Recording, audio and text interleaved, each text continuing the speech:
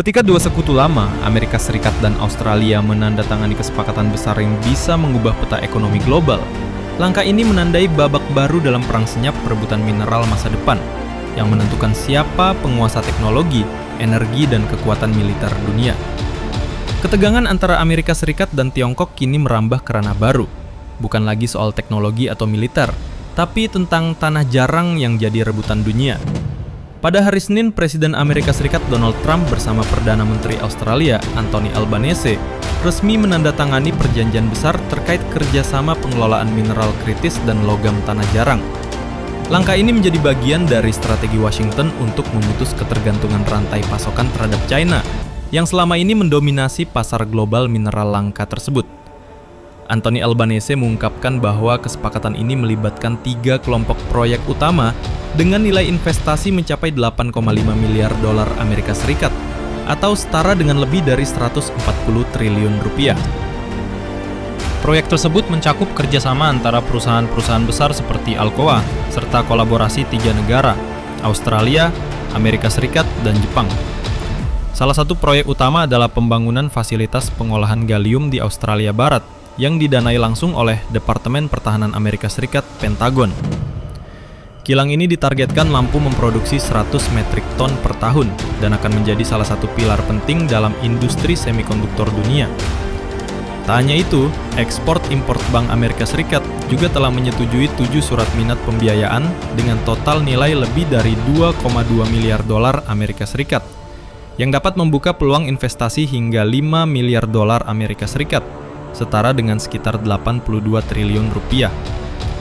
Langkah strategis ini diambil di tengah meningkatnya ketegangan antara Washington dan Beijing setelah China menerapkan pembatasan ekspor baru terhadap rare earths.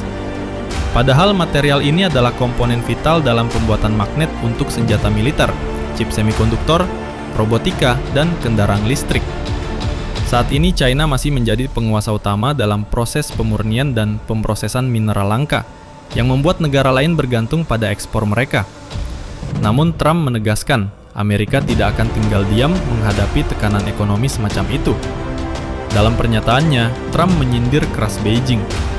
Mereka mencoba mengancam kami lewat rare earths, tapi saya juga bisa mengancam mereka dengan tarif, bahkan dengan hal-hal lain yang lebih besar, ujar Trump dengan nada tegas. Trump meyakini kesepakatan ini akan membuahkan hasil nyata dalam waktu dekat. Dalam setahun, Amerika akan punya begitu banyak cadangan mineral kritis dan logam tanah jarang, hingga dunia akan kesulitan menandingi kami, tambahnya dengan penuh percaya diri. Washington pun kini aktif menggandeng negara-negara sekutu untuk membangun rantai pasokan global yang bebas dari dominasi Cina. Dan dengan langkah besar ini, Amerika Serikat secara terang-terangan menunjukkan bahwa perang ekonomi global kini telah memasuki babak baru, perang memperebutkan mineral masa depan. Dan kini, satu hal menjadi semakin jelas.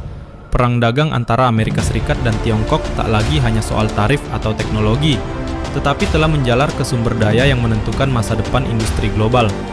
Dengan menggandeng Australia dan Jepang, Washington mengirim pesan kuat kepada Beijing bahwa dominasi Cina atas logam tanah jarang tidak akan bertahan selamanya. Langkah besar ini bukan sekadar tentang ekonomi, tapi juga strategi geopolitik. Perebutan kendali atas bahan baku yang menjadi jantung dari kekuatan militer, teknologi, dan energi masa depan.